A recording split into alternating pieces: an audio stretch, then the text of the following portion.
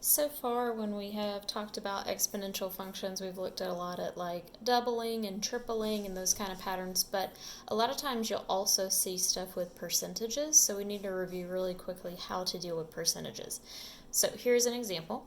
This says Abdul deposits $500 into an account which earns 12% interest each year on the original deposit.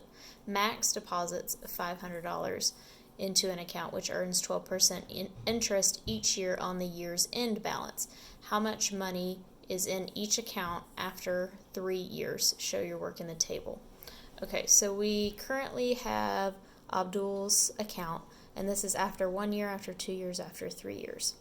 So we know that he first deposits $500 into an account, and it earns 12% interest each year on the original deposit.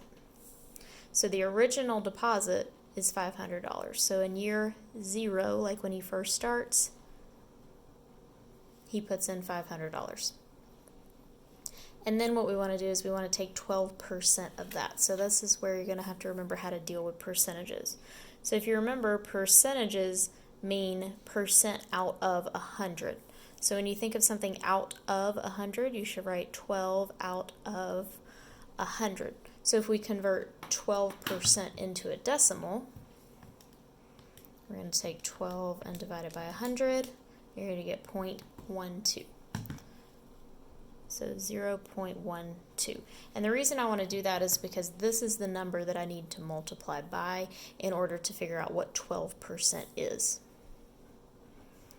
So to get 12% of 500, I'm going to multiply by that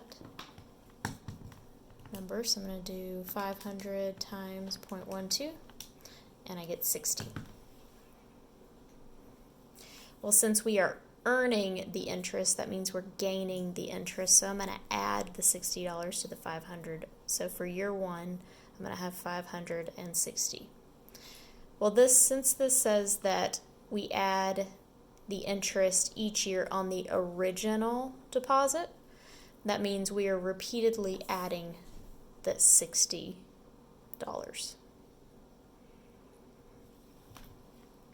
So if I go and I say, all right, we've got 560 and I add 60. So I've got 620 as year 2. And then I add 60 again and I get 680 for year 3. Okay, so the difference with maxes is the way that it's worded. It says that he earns 12% interest each year on the year's end balance. So instead of on the original balance, I'm actually taking 12% of each end of year. So we're still starting with that same 500 in year 0, and I'm still going to multiply by the 12% to get the 60 more. So my first year, I'm still adding 60. But what I add to year 2 is going to be different. I'm going to need to take the 12% again and then add that amount. So I need to take 12% of 560. So I get 67.2. So I need to add another 67.2 to this number. So I say plus 560, and I'm going to get 627.20. Okay, so then that's year 2.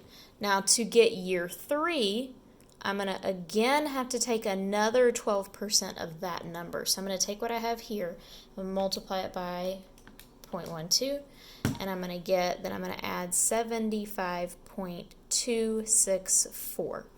So now I'm going to take year 2 and I'm going to say 627.2, and I'm going to add this new 12%.